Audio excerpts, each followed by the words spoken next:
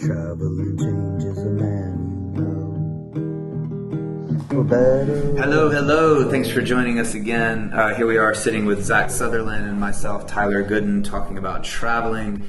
And welcome to the podcast. We've been covering such topics as being in Finland for Christmas and the topic of the travel bug and what inspired us both to be travelers. So I think I'm going to kick off this episode and interview Zach on his experiences. Zach has himself lived, not just traveled, but lived in a few countries. And one of those countries includes China. Another country includes Russia. There's a certain amount of chaos that comes with those two parts of the world for very different reasons. I wouldn't say Austria is a very chaotic country, but I can imagine that China is probably, if not messy of a society, at least messy for a foreigner, because it's such a different culture, such a different language, such a different alphabet, and same goes with Russia. So, Zach, am I right in thinking there's a lot of chaos in such an experience? Great intro.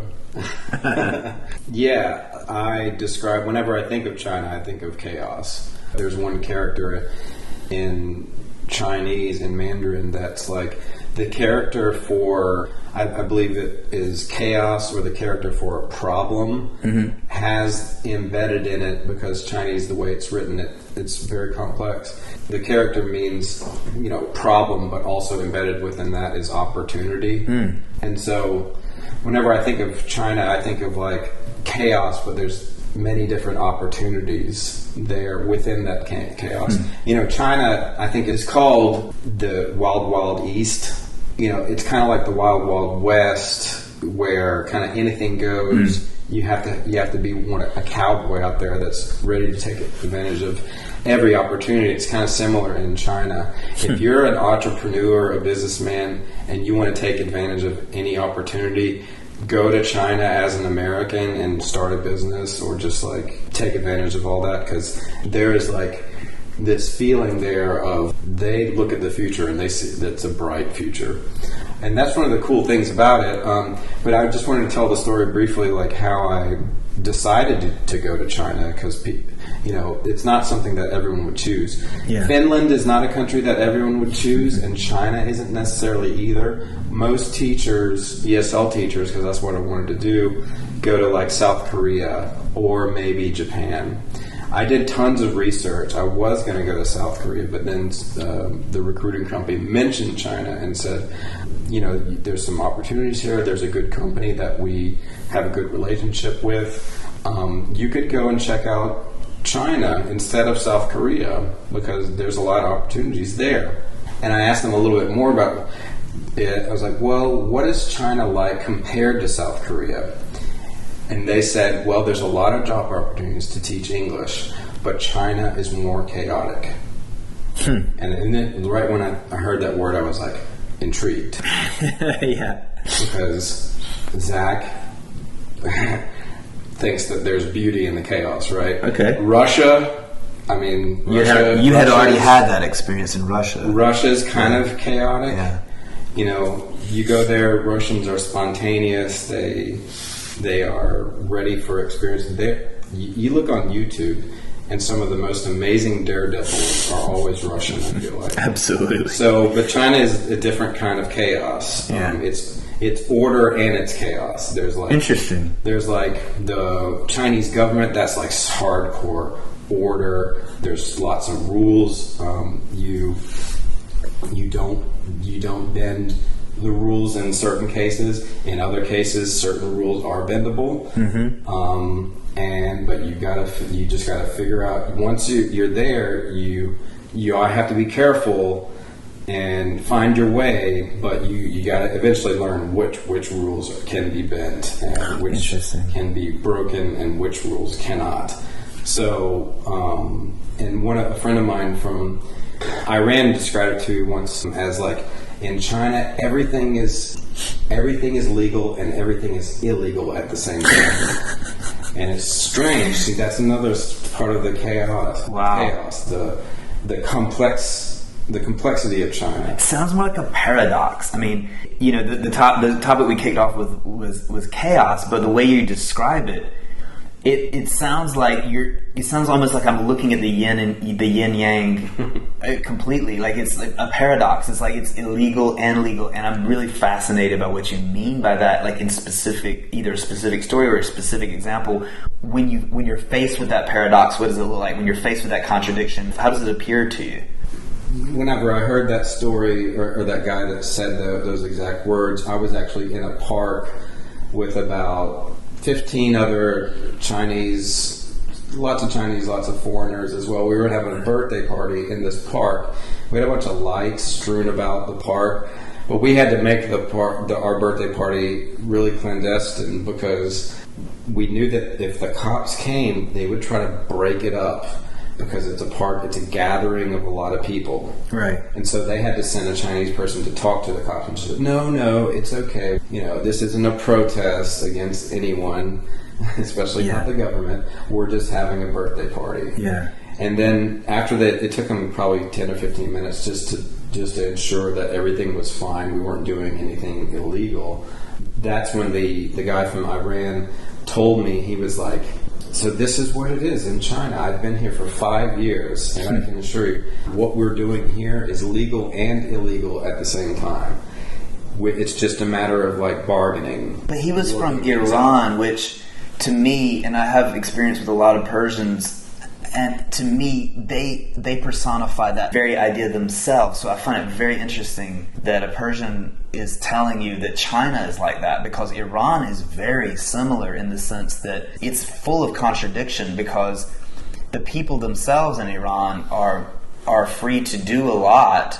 They think freely. Let me rephrase that. They think freely. They think they're not Arabs, and they're not like what you would associate as being Arabic, because they're not. But the regime is operating the way other Arabic states are. So the people are in this strange environment where they're having to break the rules to be themselves, and they're not supposed to get away with it, but they do get away with it. And this so full of contradictions, because you think it's this horrible, evil place. The regime is, but somehow or another they're still living a almost Western view. As long as they have access to VPNs that they can go online and stuff like that, they're able to do this. So to me, they are very similar in this sort of paradox. He was an interesting person. That's the other thing about travel in general, is that especially if you go to China, if you go to Japan, if you go to these places, the further you go from America, I honestly feel like the more interesting people you will meet. Yeah. Because those people that traveled, how many miles is it? 13,000 miles, 15,000 miles all the way to China. Those people that got all the way there, they are freaking committed. Yeah. These are the hardcore people. Yeah. A lot of the foreigners that I met there were the most well-traveled people I've ever met. Right. Right. My good buddy Kevin has been to 50 countries. Back home, people talking, wow, you've been to 25 countries? Right. He's been to every single South American culture. I haven't even gone down there. So he's been to like Bangladesh of all places. Right. Why would you ever go there just to go, Yeah. I don't know. Yeah. But, and that makes, it always makes for a freaking rich experience. Yeah. And I feel like it just makes them good at solving problems and so well-rounded of a person. Able to resourceful. Resourceful. Yeah. Completely able to understand other perspectives, but just kind of cool with it no matter how you are. Because that's the other thing about, like, for example, China. A lot of the people I met there, some of them were very politically kind of like conservative, and it kind of does make you kind of feel a little bit more conservative being there. But it's really just, you get a sense of communism, the way that they practice it, and that kind of makes you appreciate what we have in America, like free speech. I have a tough time explaining to people what the effect of living in a place like China will have on you, most likely. Yeah. It's kind of like, I think it's mostly all good. The only kind of negative thing about it is like explaining to them it has this certain effect on you. It just makes you appreciate what you have, I think, in America, and it makes you aware. People live in a different world over there. I really enjoyed my time over there, 3 years there. I enjoyed all the people that I met there. I think Americans can actually learn a lot from the Chinese and the way that they do things over there that would benefit them. I've met like gosh, for being such, for lack of a better word, communists. They are darn good at capitalism in China. They freaking want to make money. They get up. They hustle. They hustle. They get out there and get at it. Yeah. I've never met people that were more like, I've got an idea for a business. Let's do it right now. The time is now. Yeah. Fast. Urgent. Fast. Let's do it. Go. Yeah. Interesting. And there's so many young people like that.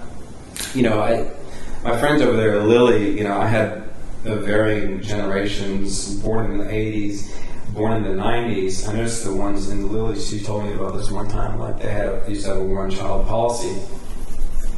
Well, it started to change with the kids that were born in the 90s, where they would have like another sibling, maybe even 3. And parents used to look at the kids born in the 80s and say, after you go to college, get married. You must get married. Yeah. You must settle down. Yeah. This is what you have to do. And then it changed from that in the 80s to the kids born in the 90s, where it's like, it's okay. You can kind of take your time. There's more freedom for that generation. And the kids born in the 90s, they have a good balance of like the traditional Chinese thought regarding marriage and kids. Versus a little bit more freedom to kind of like, but, and that's formulated from their one-child policy, right? You think of, once you go over there and experience that and meet the people there, your level of understanding about just China in general gets really, really deep, because that's the thing. It's necessary to spend a lot of time over there to really understand it, because it's, like I said, it's a chaotic place. It's complex. Yeah. It's a complex. It's not easy to understand it really. But so a couple of thoughts. One is, when you were talking about travelers being able to adapt and be resourceful, I've often thought about that on my own experiences coming back. That when you travel, you learn what to keep and what to throw away. In the way things are done, in getting back to Joseph Campbell, credo versus libido, that was one of his ideas, is that are you operating from the heart, or are you operating from what society expects from you? And I thought about that a lot when I would come back. A lot of things didn't make sense to me. Why are you doing it that way? And I think when you travel, if you don't understand the language, if you don't understand the customs, if you don't understand why I should do that, you don't have to do it, and you find another way to do the thing, because we have to find workarounds, you have to find resourcefulness, you have to find ways to adapt to those problems. And on the other hand, the society that never gets outside of itself will never realize that some of the things that they do are stupid. They'll never realize, why did we do this in the first place? It's like, I heard the story from a family member of every year they would cut the ham to a certain size, and they were like, why are we cutting this ham, when they would cook it? And they were like, why are we cutting this ham to this size? And they traced back the reason, and they couldn't figure out why they did it. And the reason why they did it was a previous generation had a pot that was only a certain size for the ham. And so they would cut it to that size to fit in that pot. Yeah. And they over the generations, they carried on the same tradition, but they didn't know why. Yeah. And I think that when you travel, you start to you break things down to first principles much easier, and you break things down to the lowest common denominator, and you're able to see, I don't need to do that, because it, for one reason or another, when you're traveling, you're running into so many challenges because it's such a different place. And on that note, it goes to the next thing that you're saying, which is like China. And I don't know a whole lot about China, but living in Vancouver, it's a huge Chinese population. I live with a Chinese family, and I noticed a lot about the Chinese, and there are admirable things. The way that they treat their family unit, the family is super important, and the encouragement of success is super important, and the commitment to that success and that discipline is extremely important to them. But on the other hand, I also met young Chinese people who were so overburdened by their parents' expectations that they didn't have an individual voice inside what they wanted to do with themselves. And I remember talking to this young Chinese guy that wanted to play music, and he was so shy about what he wanted. And I was trying to encourage him as a Westerner, like, to think about his own individual voice and how do you find that? And I remember feeling like it was a battle to get to him to a place that was so easy for me as a teenager. So there is this counterbalance to both sides that we can learn from them and they can learn from us. And I'm curious what you would say is something that we should learn from them. Their approach to social media, their approach to, for example, politics. Even though we would regard it as being un-American, the idea that you shouldn't talk about politics, with which most Chinese, they just don't talk about politics. Right. Because there's no point. Because they do have one party and they can't. that gives them long-term advantages, honestly. There's not as much shake-up every 4 years the way we have here. Right. So, there's no point in doing it whatsoever. B, Tyler, have you ever had a successful political conversation? How many of those have you had where you were listening to the other person, you guys were both having a mutual, it was a conversation that went somewhere, and they learned from you, and you learned a little bit from them? Okay. How many of those have you had? Well, now here's... Can you answer just briefly? Yeah, I want to get back to what I'm okay, fair enough. I'll give you a brief answer, and my answer is I disagree.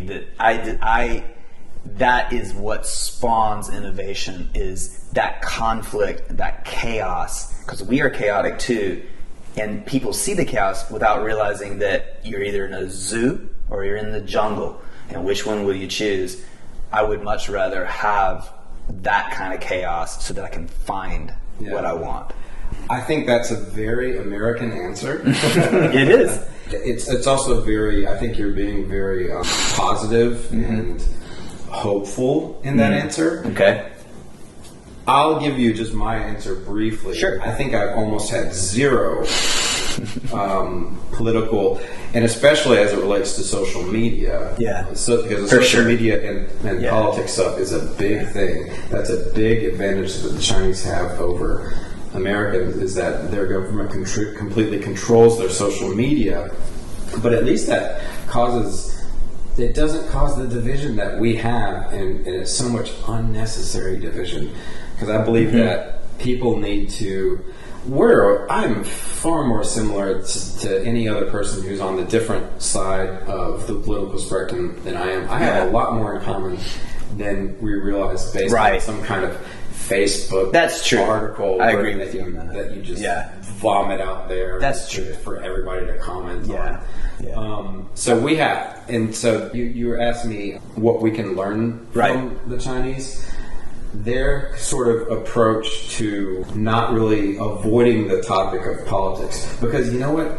They even do this when they're in America. See, my friend Lily, she lived in America for 3 years. She's Chinese. Even when I was sat down at her dinner table, and I was always kind of curious, like, well, you know what? Now that she's in America and there is this freedom to talk about politics, will she do it? And you know what I found out? Not really. Not really. It's not like the Chinese are so ready to get out there and talk about politics once they leave China. It's kind of ingrained, and it's almost like they have this wisdom that, it's not that important for you and I to find out where we are in the political spectrum. Right. It's not that important. Really what's important is for us to find common ground and enjoy the simple things in life. Here, let's share this tea. I think the United States used to be like that, though. I think that's why it's called the United States. We were once like that. And I think you're right about the social media, and that is one thing that I do think that they're onto something with. They have a limited amount of time with video games, limited amount of time that you can spend online. They get rewarded for certain things, but I just simply can't get past the government control of that. Like, I do not agree, wholeheartedly do not agree on that. I think you have to individually do that, and I think that's part of the price that you pay for freedom. I think there's certain prices that you pay because you're free. Like, it's the only way you're going to be free is that it's going to come with that risk. It's going to come with that danger. It's going to come with that level of stupidity. Otherwise, you're not free. You can only choose one or the other. Yeah, and going back to our youth as a nation, you know, we're just teenagers. We're just a teenager. That's true. The United States, born in 1776. We're in our teenage years. But China's never been free. Things out. But China's never known. Chinese have never known what that looks like. That's the other side of the coin. Is they are an ancient culture, but they have always been ruled by a certain way. So, you know, it's. I agree. We are a young country, and there's so much that the evidence is everywhere that we're a new country. But China is an old country, but they've always done things under certain kinds of rule. And as we're getting closer to the end, I just kind of want to put a point about chaos as well. It's interesting that you called China, you know, the Wild Wild East, because that's what I always called Eastern Europe, which is where I was living for part of my time. It was Wild Wild East to me because anything could happen. It was opportunity mixed in with all the things that come with. If you have a lot of opportunity, you also have a lot of chaos. You also have a lot of danger. And I remember feeling that very, very clearly when I was there, and the sort of changes that were occurring in Prague and the Eastern Bloc altogether, but specifically for Prague for me. You know, there was a tremendous amount of chaos after the fall of the Berlin Wall and until they joined the EU. And even now there's a certain level of chaos there. But for that period there, I think if you were to talk to anybody, even before I arrived, the expats that arrived in Prague in the 90s, they will tell you it was pure chaos. Well, I wanted to kind of like wrap it up a little bit with a last kind of like anecdote about where I was emotionally and spiritually when I left for China. I was probably at one of the lowest points in my life because we had just elected the orange man that will not be named.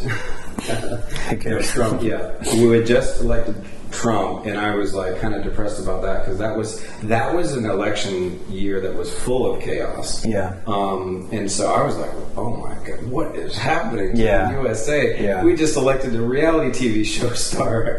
You know, he was literally a wrestler for a while in the WWF. Yeah. You know, what is happening here? And there was so much division. Like I remember that Thanksgiving, I went to a friend's Thanksgiving, and like, God, everybody was so nervous about like what are we going to talk about? Oh my God, what if someone breaches the political conversation, and what's going to happen then? It was a weird time politically, and especially to be sort of like someone that was sort of like a good-hearted, sincere Democrat. You know, I was so confused about everything, and it was because of going about social media. I would see all these crazy things like on social media about like how I remember looking at my niece had gotten a Barbie doll for Christmas, and she was very proud of it. I remember considering, should I take a picture of her with that, and should I post it on Facebook, because that's going into the whole idea of like little girls being groomed to like Barbie doll. Is there, you know what I'm saying? Like, like I remember thinking like, I should post this because I was self-censoring. And it was the lowest point in my life. I was so confused. I was like, you know, as a Democrat, I mean, I've gotten more conservative since then, but thanks to China. But like, and so I went there from the lowest point of my life, and so it was a huge leap into the chaotic abyss of China. That is China. And I remember reading stuff online. You should never go to China if you're like having any kind of mental health issues. Right. And I wasn't. I don't think I was mentally unhealthy, but it was a risk. It was a huge risk. Yeah. But then 2017, like I remember going there with an open heart, and I just kind of like, and there was all these Chinese people who were like, I think I probably had multiple helpers there because they were all like, do this. And I remember someone told me about a Greenfoot hiking group. You can go on a hike and pick up trash. And then I became the photographer for that hiking group. And then that led to me meeting so many Chinese friends. And then that led to me, you know, making a video documentary of street cleaners in China by December 2017. 2017 was probably one of the best years of my life. And the reason why was because I came from being way down in the dumps in late 2016, making that leap forward into the chaotic realms of, good God, China of all places, the Wild Wild East, and coming out of it just like with this amazing experience where I met all these amazing people. And, you know, it was, talk about like having a crazy, like, you know, that there's ups and downs in your life and there's like a roller coaster ride. Yeah. That was totally it for me in late 2016 to the end of 2017. My life was like 100 times better. I had so much more confidence. Like the world opened up to me by the end of my trip to China. So, I don't know, I just wanted to kind of like, and I remember there was a song that I played that was sort of symbolic for me. I covered it when I went to Hong Kong, Dear Prudence by the Beatles. It goes something like, Dear Prudence, open up your eyes. Dear Prudence, see the sunny skies. Look around, you know. Well, I can't remember some of the lyrics, but it's like, you know, don't be afraid to embrace life. You know, look around you. There's beautiful things in, you know, in nature. Don't be so inward looking. And so you don't let your mind and your own self-analysis get, you know, because that's where I was at late 2016. I was like questioning whether or not I should post a pic of my niece on Facebook.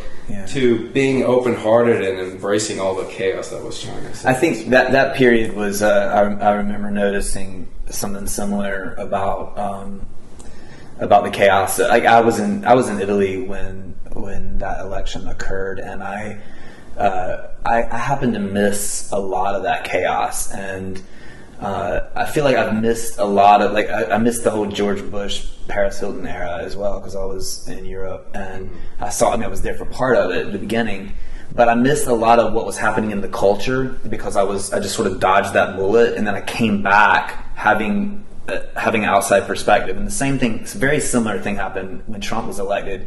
I was in the middle of dealing with the chaos of Italy. Believe me, that is a chaotic place. That is, we're running out of time, and that is definitely a topic of conversation for talking about chaos, is the way things happen in Italy, especially if you're working or living there.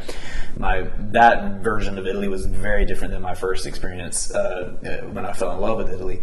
But I remember I was so locked into dealing with living in Italy and dealing with the Italian production that I was working on, and just this sort of nightmare I found myself in, that I didn't have a lot of energy for what was happening back here in the politics.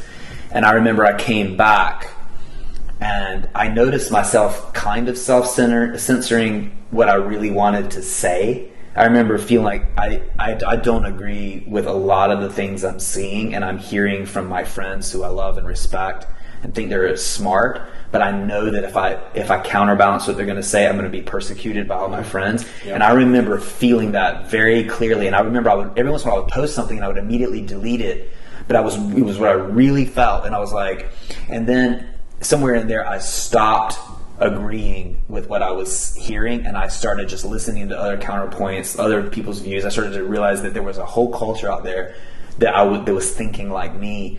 And I slowly got to a place where I finally started saying what I believed, and sure enough, I lost tons of friends. I got in tons of stupid arguments, as you're saying, and I completely agree with you. Social media has become that. That's why I don't use it anymore. It's such a toxic place. But I know exactly what you mean. There was a lot of self-censoring, and there was a lot of like chaos within the United States as well. during that period, and there is now as well as a result of a lot of these things we're talking about.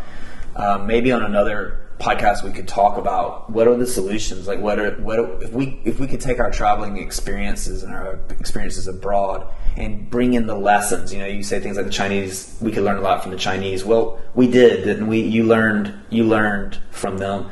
I learned from my experiences. I learned from these characters that I met along the way, people that lived under communism. I saw with my own eyes tears in people's eyes for their experiences. Well, I think that that's why we talk about traveling. I may have learned a few things from the Chinese and the way that their approach to social media or whatever, but that doesn't mean that we got to bring back the flame. Is what I think we have to go back to Joseph Campbell. We have to bring back the fire. Yeah, that's it. Or the whatever that allowed us to. And that's a good purpose for this podcast. And I think we're pretty much at our mark. But I love the way we're ending it. The way we introduce it is a story about chaos, and then maybe that gives us a good launching pad for the next, or at least in the future, is maybe we can start to talk about what does that torch that we're bringing back look like? What is it that we've learned? Yeah. Cool. All right. Well, thanks everybody, and we'll see you guys in the next one. Thanks for joining us. Ciao. Ciao. Traveling changes a man, for better or worse, who could say? But when I die, don't you tell them I went out this way. Tell them I said something. Yeah, tell them I said something great.